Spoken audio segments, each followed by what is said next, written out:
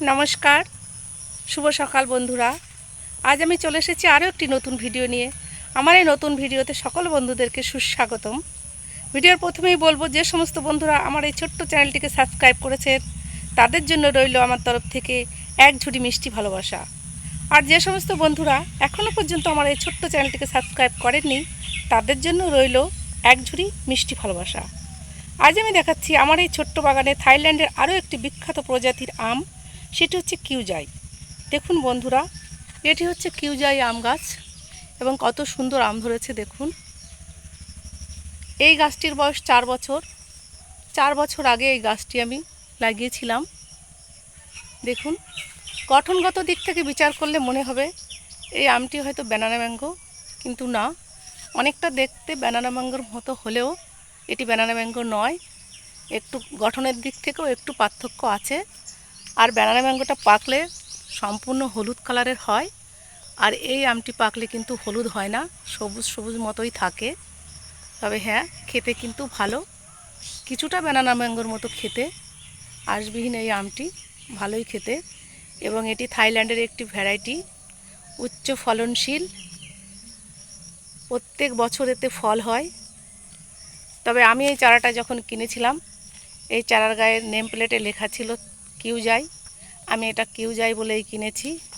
তবে আমি যতদূর জানি কিউজাই আম অনেক বড় হয়, 900 থেকে 1 কিলোগ্রাম হয়।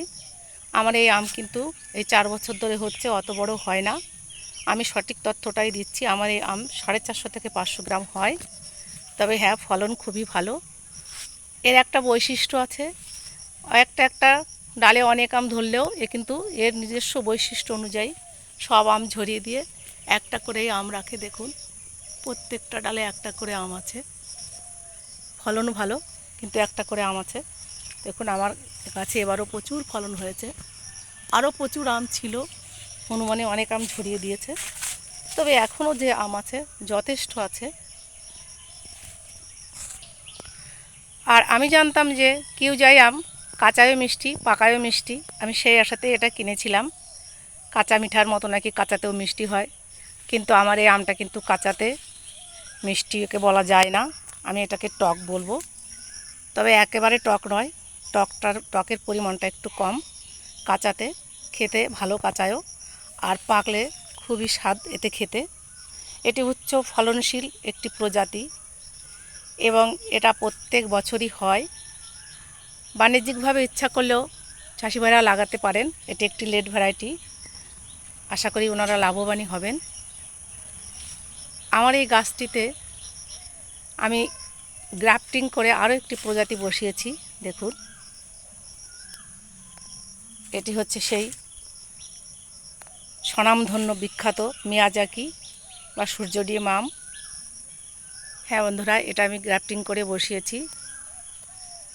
না, আমি ভালো গ্রাফটিং পারি না, 5টা করলে একটা বাঁচে, তবে চেষ্টা করছি।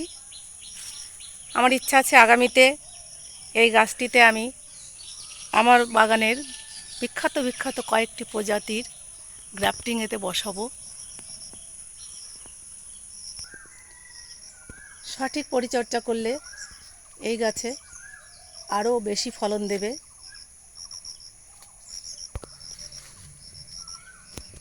চাষি ভাইরা ইচ্ছা করলে এটি বাগান করতে পারেন, বা আমার বন্ধুরা যদি বাড়ির আঙিনায় একটি গাছ লাগাতে চান লাগাতে পারেন। তাছাড়া এটি টবেও হয়, যেহেতু এটা থাই ভ্যারাইটি, তাই এটা টবেও হয়। সবশেষে বলবো, আপনারা বেশি বেশি করে গাছ লাগান। যে কোনো গাছ আপনারা লাগাতে পারেন, শুধু যে আমের গাছই লাগাতে হবে তা নয়। যেসব বন্ধুদের যা যা গাছ পছন্দ তারা তাদের পছন্দ মতন গাছ লাগাবেন। মোদ্দা কথা হলো, আপনারা বেশি বেশি করে গাছ লাগান। গাছ আমাদের পরিবেশের ভারসাম্য রক্ষা করে। আমি সবশেষে বলবো, আমার এই ছোট্ট চ্যানেলটিকে আপনারা সাবস্ক্রাইব করবেন, লাইক শেয়ার কমেন্ট করবেন। তাহলে আমার এই ছোট্ট চ্যানেলটি আস্তে আস্তে এগিয়ে যাবে। আগামীতে আমি আরও একটি নতুন ভিডিও নিয়ে আসব।